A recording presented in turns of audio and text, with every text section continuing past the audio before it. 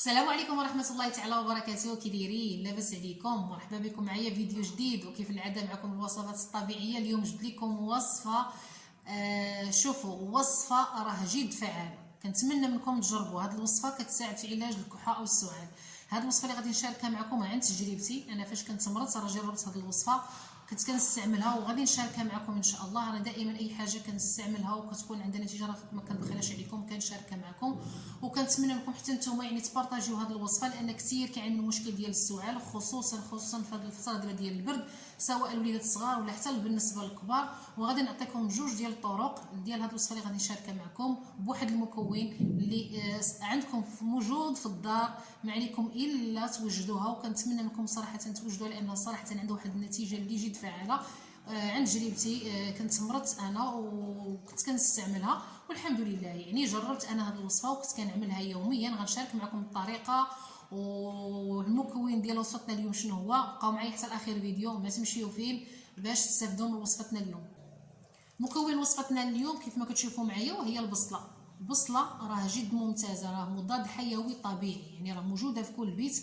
غير هي ما غاديش تستعملوا هذه كيف ما كتشوفوا معايا اللي قشرتها صفراء، غتستعملوا الحمراء. دابا هذه اللي لقيت انا عندي، ما عنديش دابا كاينه البصله الحمراء، لان البصله الحمراء هي اللي عندها واحد الفعاليه اكثر من البصله الصفراء. حيت البصله كاين انواع ديال البصله، كاينه هذه القشره اللي كتكون صفراء، وكاين اللي كتكون عندها القشره بيضاء، وكاينه الحمراء. حنا محتاجين البصله الحمراء، هي اللي كنت كنستعمل.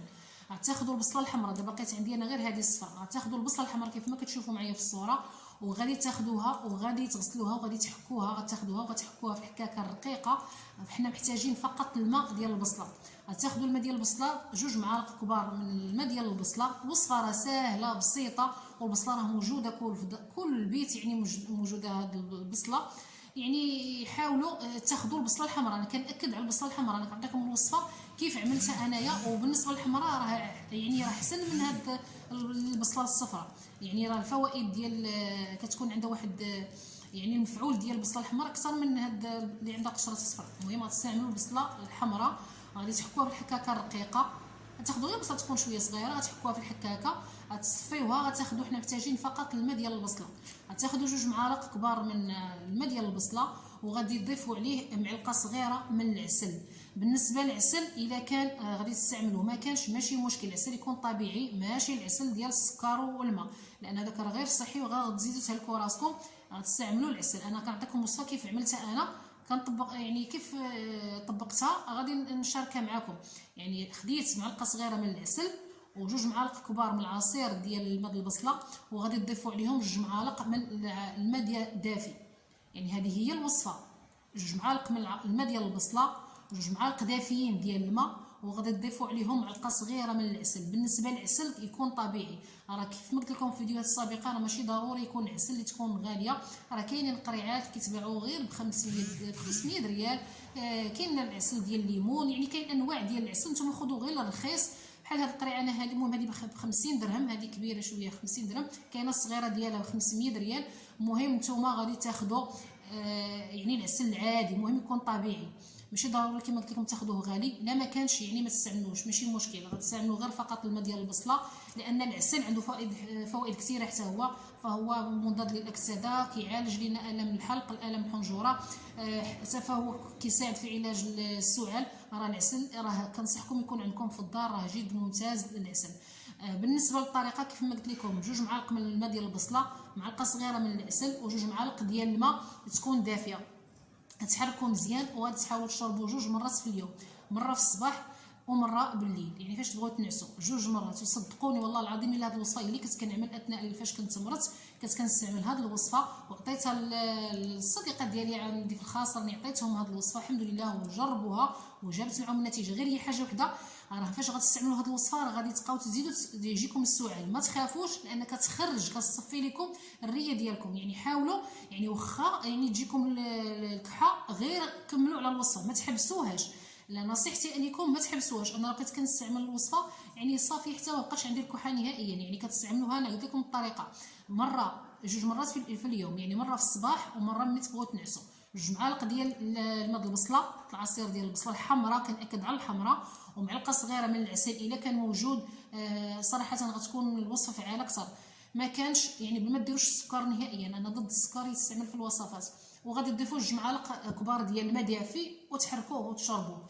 وكنتمنى منكم تجربوا هذه الوصفه وتبارطاجيوها، لان صراحه كثير كيعاني من المشكل ديال السعال في هذا البرد هذا، وحتى السعال اللي كيكون ناتج على الفيروسات، حتى بالنسبه اللي كيعاني من المشكل ديال الوباء. الله يشافي الجميع. المهم هذه وصفه ديال اليوم. نعطيكم الطريقه الثانيه اللي ما كيبغيش المذاق البصله، خصوصا الوليدات الصغار. الطريقه غتاخذوا بصله كيف ما كتشوفوا معايا، تنقيوها تغسلوها وتنقيوها، تقطعوها طريفات، المهم ولا على جوج، المهم تقطعوها وتوضعوها يعني في كاسرول، وتضيفوا عليها 2 كيسان ديال الماء، بصله وحده مع 2 كيسان ديال الماء، وتخليوها طيب. هاد البصله تحسوا بها طابت، يعني هاد البصله تحسوا بها صافي طرخات طابت، وغتصفيوها وغادي توضعوها في كويس وتعطيوها لوليداتكم. وحتى بالنسبه لكم الا كنتو ما كتبغيوش المذاق ديال البصله، ولكن انا كنصحكم صراحه تاخذوا كاين الوصفه الاولى اللي عطيتكم اللي كنت كنستعمل انا. في حاله ما وليداتكم ما بغاوش هذه الوصفه هذه، يعني ما قدروش عليها، غتستعملوا هذه الطريقه الثانيه. يعني ماشي ضروري انها ما نصعبوهاش على كل شيء. غتاخذوا بصله كيف ما قلت لكم، تقطعوها طريفات او على 4، المهم تقطعوها وتوضعوها في كاسرول، وتضيفوا عليها 2 كيسان ديال الماء عادي من الروبيني، 2 كيسان ديال الماء، وتوضعوه فوق البوطه وتخليوه لديك البصله طيب، يعني تطيب. من بعد كطفيو على البوطه وكتشربوا، كتصفيو طبيعه الحال، غتصفيوها وتبقى تاخذوا كويس صغير لان هذا ما بقاش مركز. يعني الوصفه الاولى كتكون مركزه، هذه لا، كيكون عباره عن محلول، يعني كيكون خفيف شويه، ما كيكونش المذاق ديالها مر. غتاخذوا يعني كويس صغير وتحليوه بشويه ديال العسل الا كان ما كانش ماشي مشكل، ولكن كيف ما قلت لكم انا كنفضلوا يكون. وغتاخذوا كويس صغير بالليل. هذه هي وصفتنا اليوم. كنتمنى تكون وصفه عجبتكم، وكنحاول صراحه نجيب لكم الوصفات اللي كتكون مجربه وفعاله، وما كنبخل عليكم حتى شي حاجه. نتوما ما تنساوناش من اللايكات كيزيدوا يشجعونا، وكتزيدوا تخرجوا، يعني حاولوا توقفوا معنا ودعموا القناه ليلى باش تخرجوا من الوصفات اللي عندي، باش نزيد ان شاء الله نعطيكم اللي كاين. وكنتمنى من كما قلت لكم هذا الفيديو ينال اعجابكم، وبسلام عليكم حتى نتلاقاو الفيديو القادم ان شاء الله.